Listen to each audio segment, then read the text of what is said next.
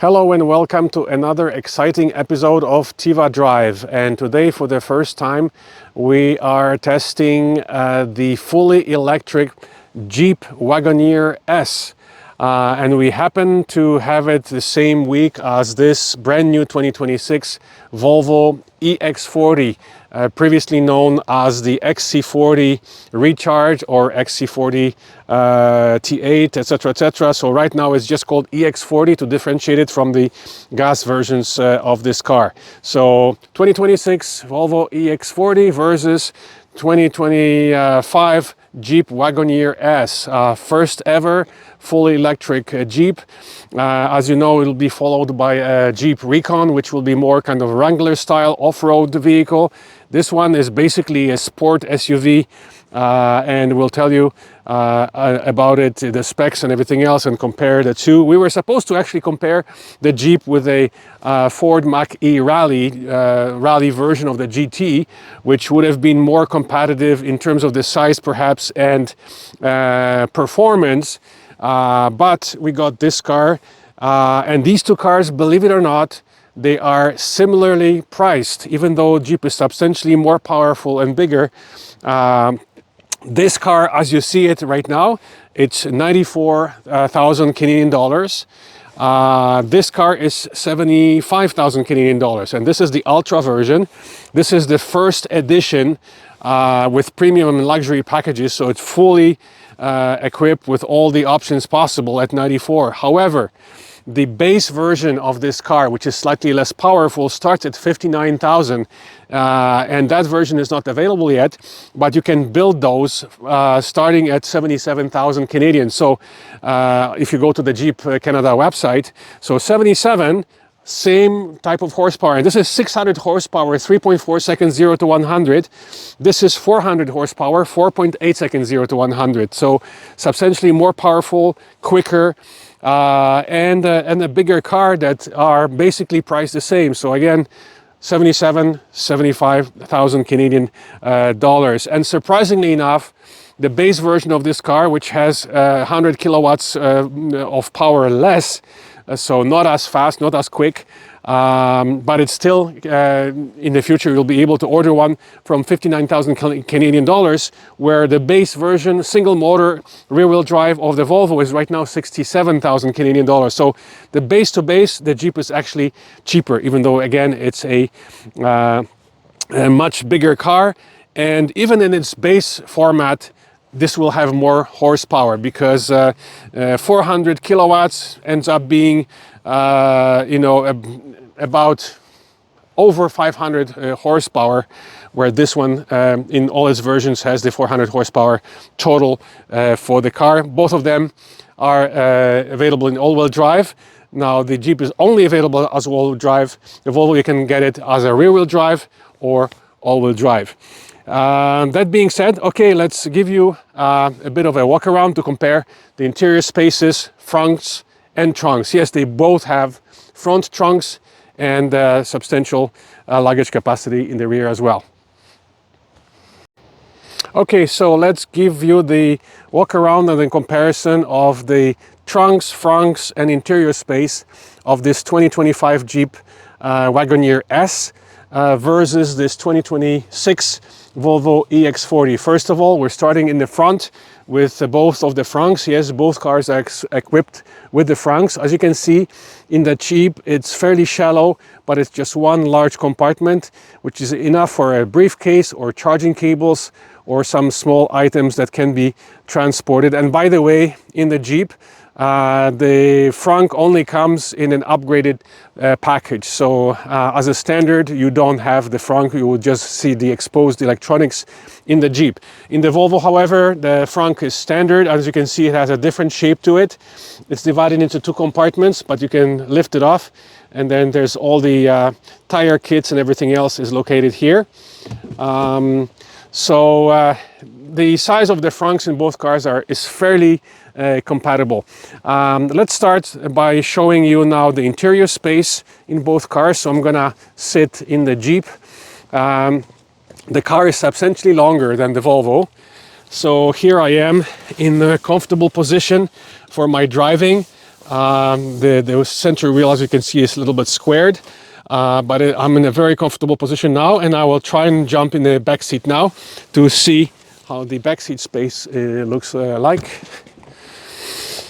And because the car is substantially longer, I'm still touching in my ideal position with the driver's seat in the front position to my ideal position.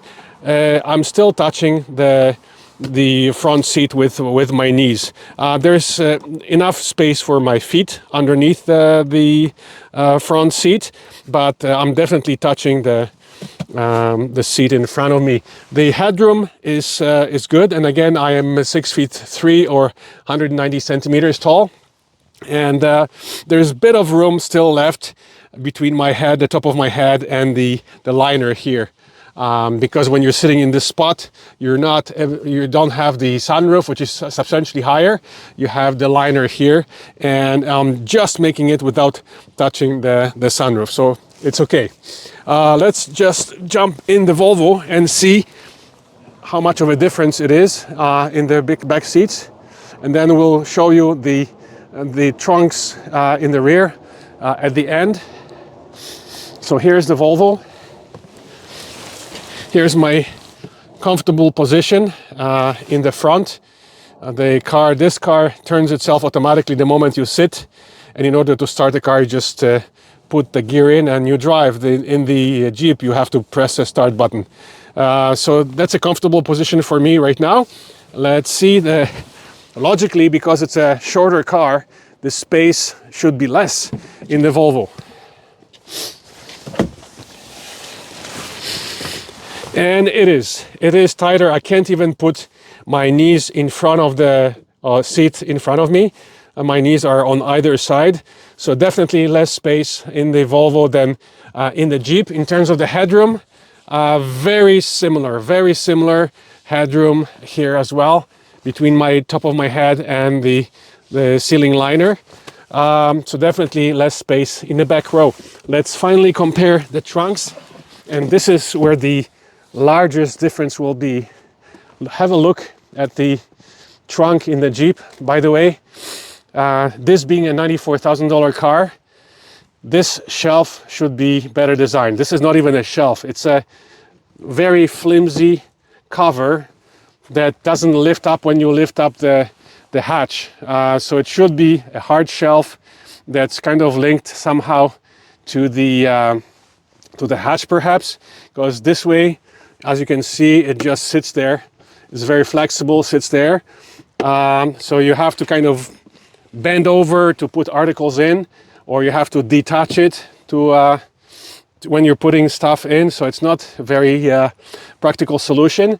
And then here at the front, and it's very flimsy. So if you drive with your windows open or sunroof open, it's going to be flip-flopping in the wind, just like it does actually in the Ford Mach-E that we were supposed to compare it with.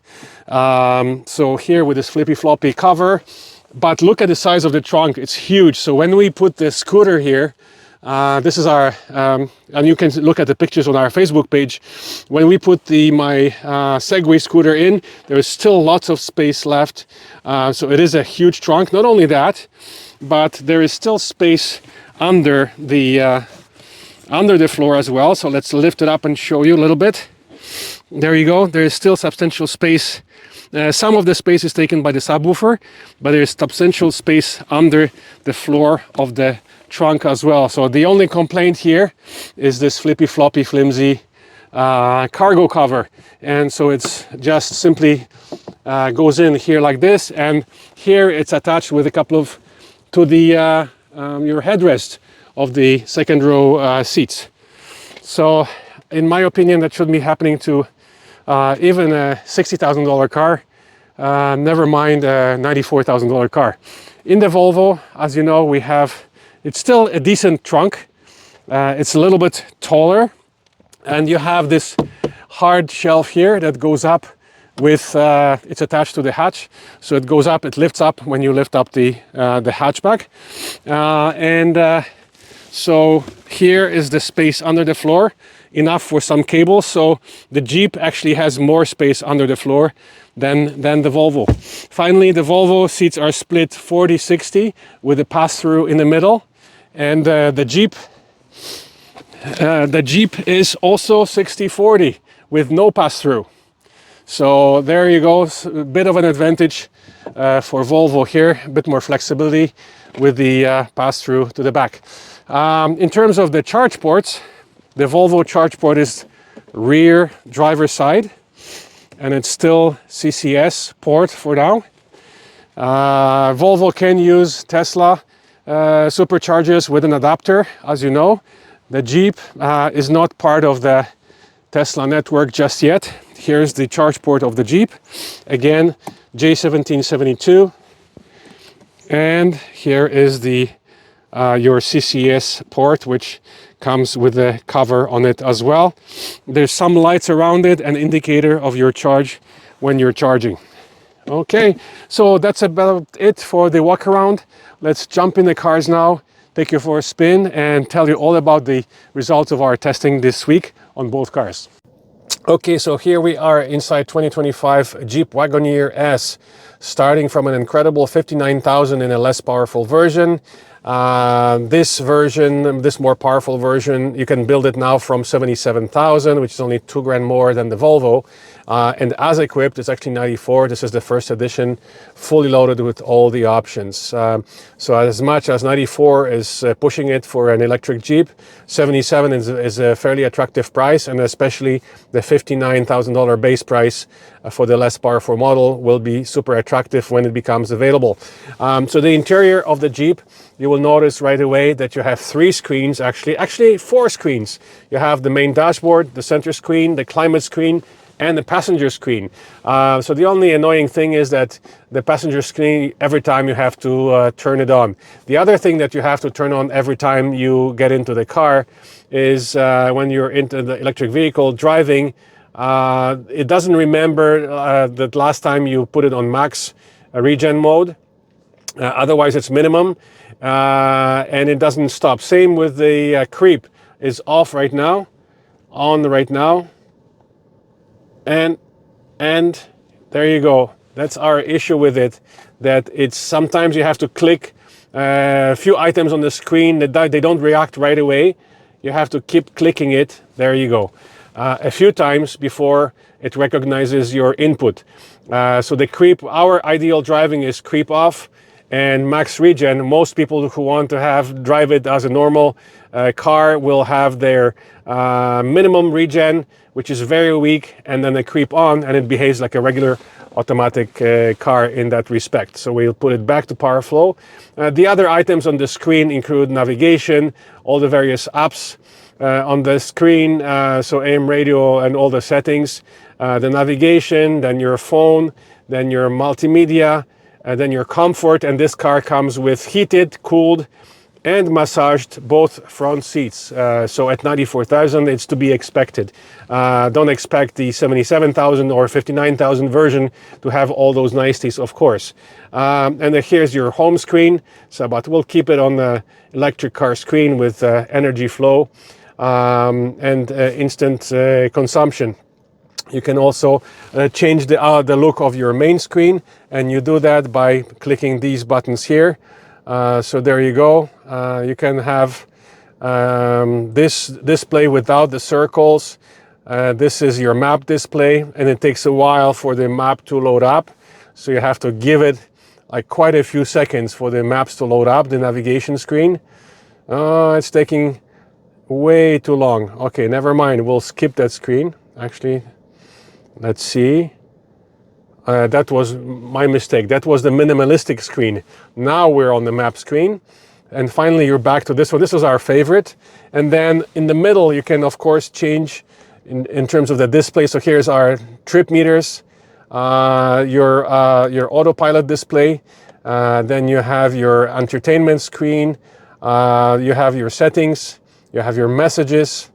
Then you have screen setup, energy economy, average, and back to this screen with with your trip A, trip B consumption. So we just reset it today. So as we take you for a spin, we'll tell you about the results of our testing. The interior is quite impressive, and as we mentioned, it's much bigger than the Volvo. It's in line, but most likely bigger than the Mach-E as well.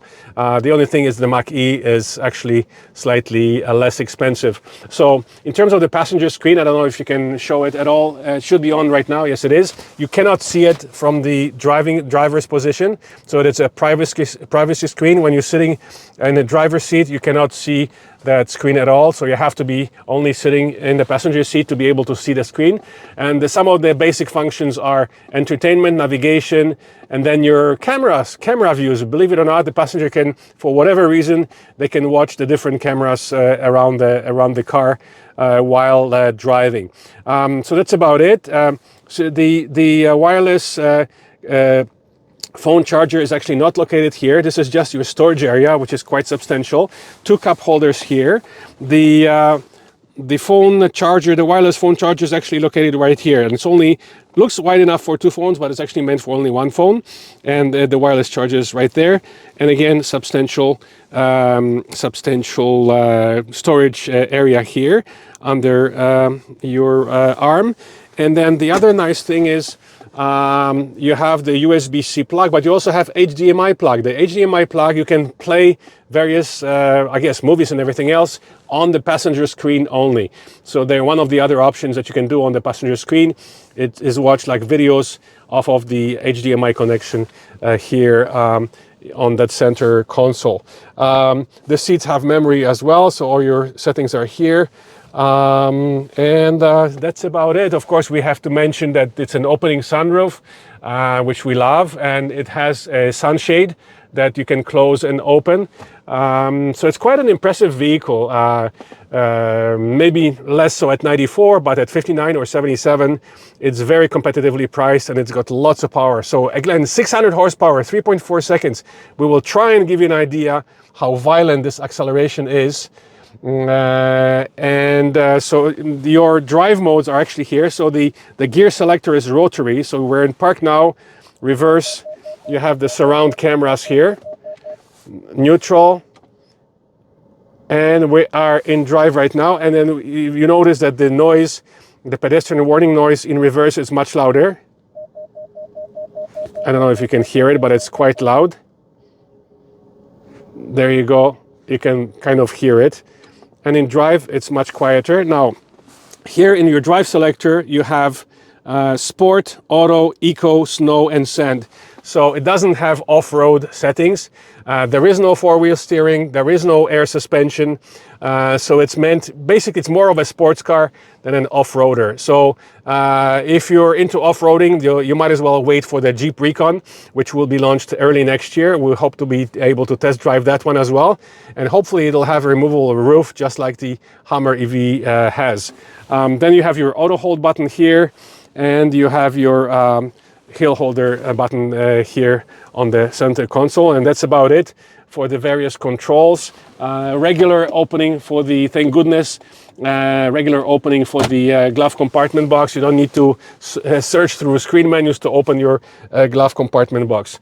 The storage in the doors is quite limited, and this top of the line Jeep Wagoneer S comes with the Macintosh upgraded surround system, which is quite powerful and very high quality sound system. All right, so we're in drive. Let's put it in sport. There you go. There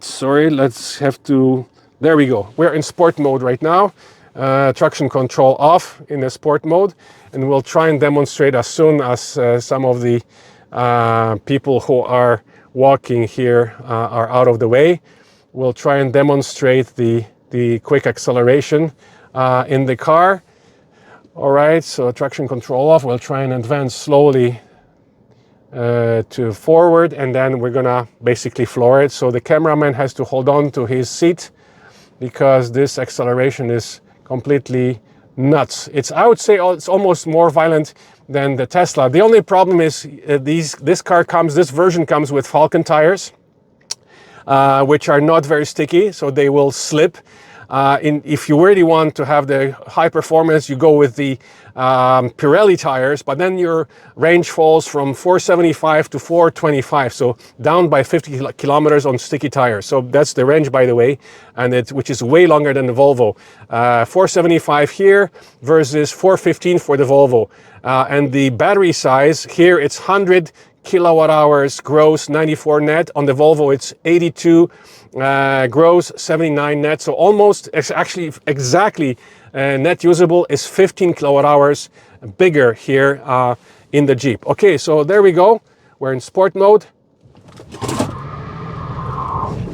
And those tires smoke. So that's what I just mentioned to you, that basically we left a lot of smoke behind us because these Falcon tires are not meant for acceleration, and the power, the 600 horsepower overwhelms this car very, very easily. So you won't be able to experience the full acceleration, the 3.4 seconds, unless you equip the car with the proper stickier sport Pirelli tires.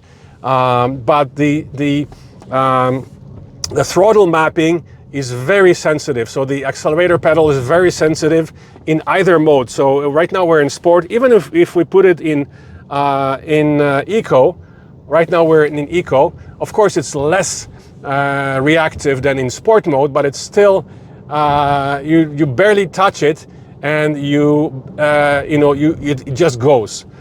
Same goes for the two region modes. One, the minimum region is almost non-existent, and the max region is super strong. I venture to say that it's stronger than even our i3, which already has a very strong region. So you kind of have to get used to it, but at least you can turn it on or off, which some people that want to make it feel like a regular car will basically keep the region at minimum and will keep the creep on. So all that can be adjusted through the center screen menus. The car, of course, is equipped with the autopilot system, so auto steer and adaptive cruise, which we will demonstrate in a moment once we hit the highway. Does not come with automatic lane change assist. In terms of our test results, basically the car has very impressive consumption that we experienced.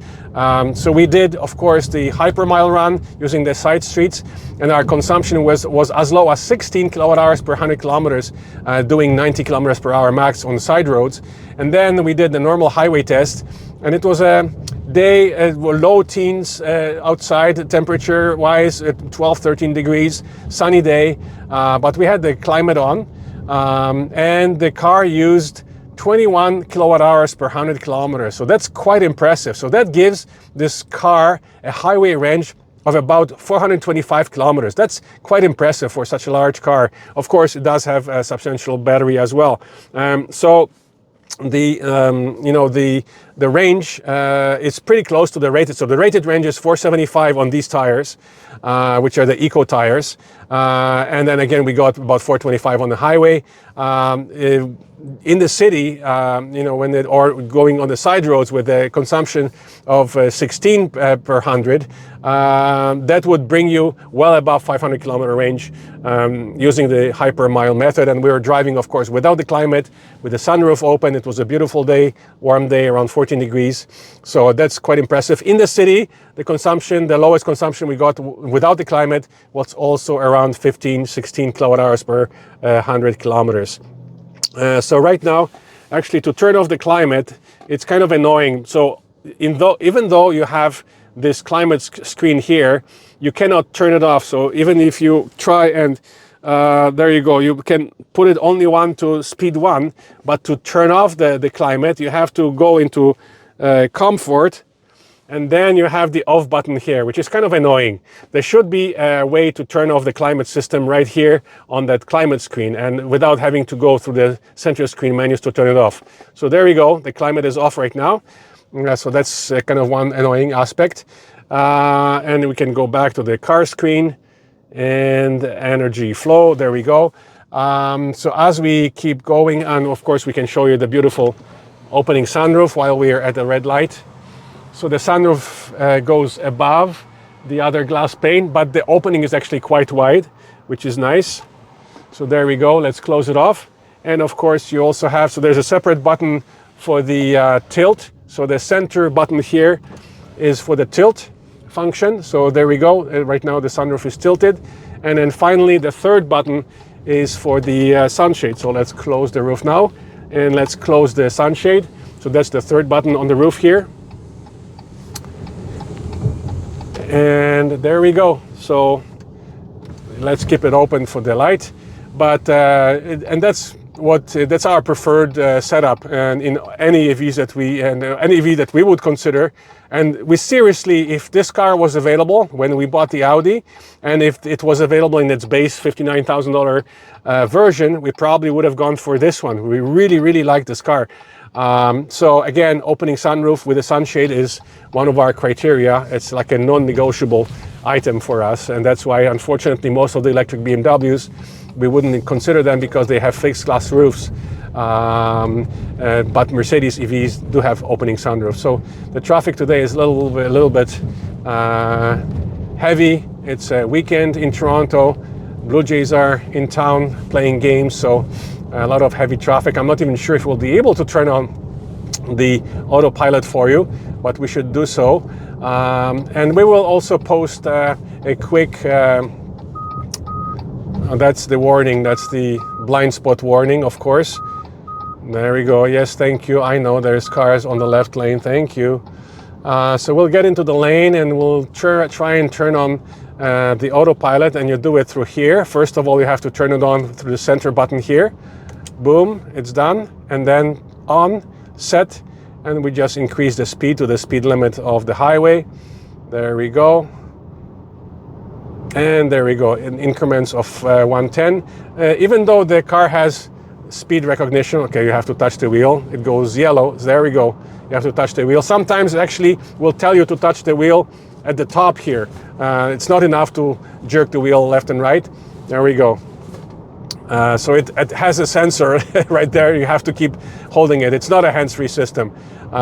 So the autopilot, the auto steer, and the adaptive cruise seem to be working quite well. But again, it's not a hands-free system. So again, at 94, I would not spend money on this first edition loaded with niceties. Oh, by the way, there is a head-up display, but it's tiny. So as annoying as the Cadillac head-up display was, where the head-up display was tiny and then the augmented reality was huge and actually reflecting at night, this one doesn't have augmented reality. It only has head-up display, but the font is tiny. It's really tiny, so it's almost too small for me. So you may just forego of this head-up display, which comes in a very expensive package again. So that's why I'm hoping that when the $59,000 model comes out, it'll still have the basic things. The standard equipment on the price sheet seems to be extensive, including the sunroof is standard at $59,000. Excuse me, but that version hasn't come out yet. So right now the cheapest you can build starts at $77,000, which is still very competitive, especially versus the Volvo, which we just drove, and we're gonna tell you about it shortly. That version of the Volvo, the Ultra, is priced at $75,000. Again, smaller car with less power, less quick, etc., etc. So even at 77, it's quite competitive. Yes, so all in all, very pleasantly surprised with this 2025 Jeep Wagoneer S. We're looking forward to other fully electric products from Stellantis, like the Jeep Recon, which should be even more exciting for people who love off-roading. This is not an off-roading Jeep at all. So this is more like a sports car. So we were going to end with our opinion of these two cars. So in our opinion, this Jeep Wagoneer S thinks it's a Porsche Macan. Actually, you can embarrass Porsche Macan EV Turbo with the acceleration of this Jeep and its power and acceleration specifics. And Volvo that thinks it's a Mercedes because it's priced so high. You can actually get an Audi and Mercedes cheaper than the Volvo. So it's kind of interesting. Both of these cars have their challenges, but we are really impressed with this first ever fully electric Jeep Wagoneer S. So we encourage you to have a look at it. When you're shopping for a fully electric SUV, have a look, go for a test drive. And there's lots of discounts available. So the $77,000 starting price right now that you can build it at, it's heavily discounted already. I believe it's at least $8,000 discount right now. So take advantage of those discounts right now on all electric cars, including this Jeep Wagoneer S. So now we're gonna jump into the Volvo and tell you briefly about that one, but very briefly because we've previously reviewed the Volvo XC40 and EX40 quite a few times before. So we'll just jump in and give you our impressions and results of our testing. Okay, so now we're in the second car that we're comparing the Jeep with, and that's the 2026 Volvo EX40, formerly known as XC40 Recharge, a fully electric Volvo that hasn't really changed much in the last few years. There's some minor changes to the UI. Last year they increased the battery capacity, so right now it's at 82 gross, 79 net, which is way smaller than the Jeep's 100 gross, 94 net, 15 kilowatt hours less. The rated range is 415 versus Jeep's 475 on paper, and we'll tell you momentarily what our highway testing results were on this car, because as usual we drove it to Georgian Bay and back. So we're gonna launch the car again. This is 400 horsepower, good for about 4.8 seconds. So it's almost 1.5 seconds slower than the Jeep, which is capable of 3.4 seconds. And you can feel it, but still 4.8, it's not bad for a fully electric compact SUV. So let's take you for a spin. And let's try and launch it. I don't think it's gonna burn tires like the Jeep did, but maybe I'm wrong. All right. Yes, definitely nowhere near as violent as the Jeep. But again, the problem with the Jeep was that all that power, the 600 horsepower, overwhelmed the Falcon tires, and we just smoked the tires, so we couldn't even get the full acceleration. So we definitely didn't get 3.4 seconds. In order to do that, again, you have to upgrade your tires to the Pirellis, but then you're going to be losing the range. And the rated range on the Pirellis is 425, so 50 kilometers less than the Falcons, which is pretty close to the rated range of this Volvo at 415. The problem is that the range on the Jeep is much more realistic than this Volvo. So let's quickly tell you about our testing results. So on the highway, with the climate on, mind you, even though we drove the day after driving the Jeep on the same route, but we had the influence of the Hurricane Melissa, which passed by our area here in the GTA. So the temperatures were down. When we drove the Jeep, the temperatures it was sunny and around 12 to 14 degrees. Once Melissa arrived, the temperatures dropped to only about 8 degrees. And there was very strong winds and a lot of rain.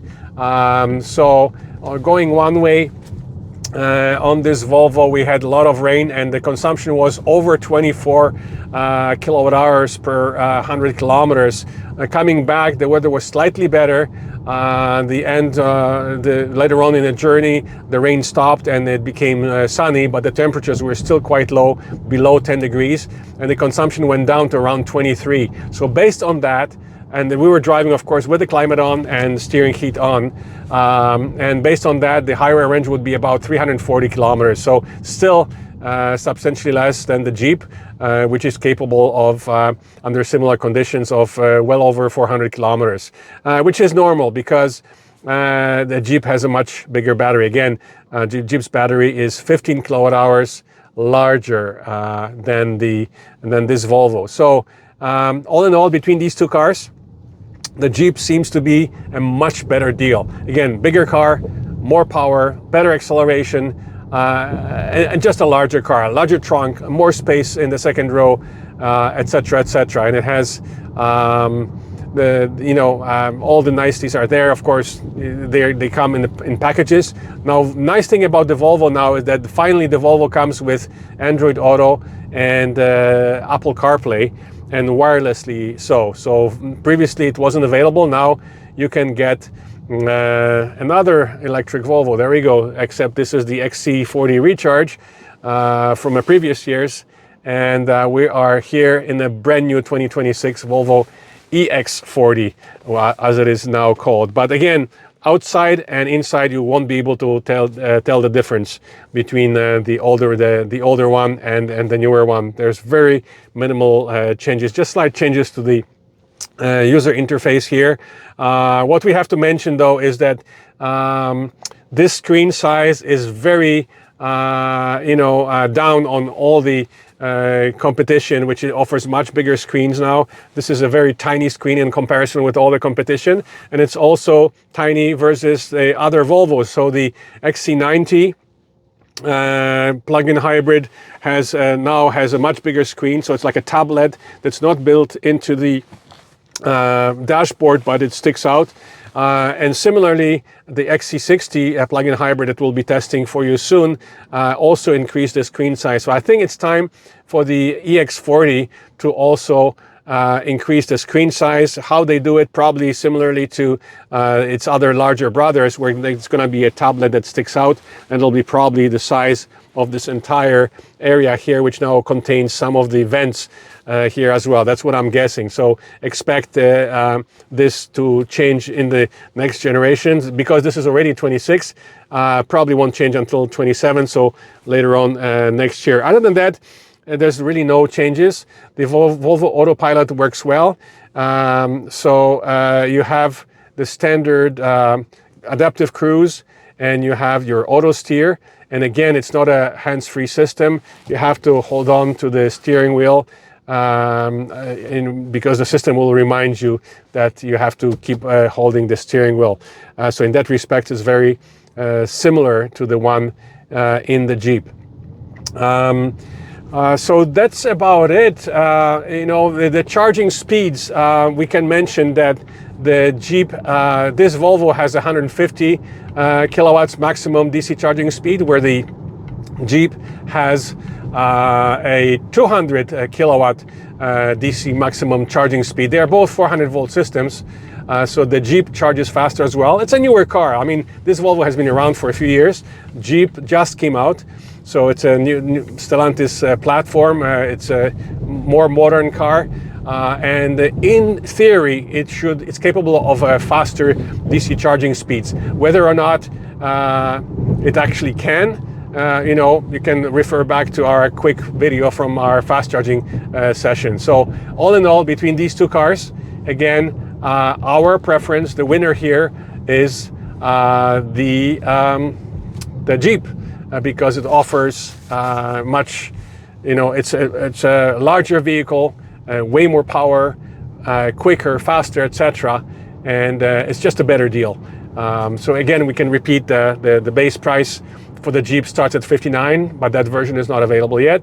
So the cheapest one you can build is now at $77,000, still with 600 horsepower though, which is only $2,000 more than this Volvo in its Ultra version, which is $75,000. And the base Volvo, the rear-wheel drive single motor, starts at $67,000, which is again more than the all-wheel drive base Jeep Wagoneer S. So all in all, Jeep offers much more competitive package for these days, for the market in late 2025.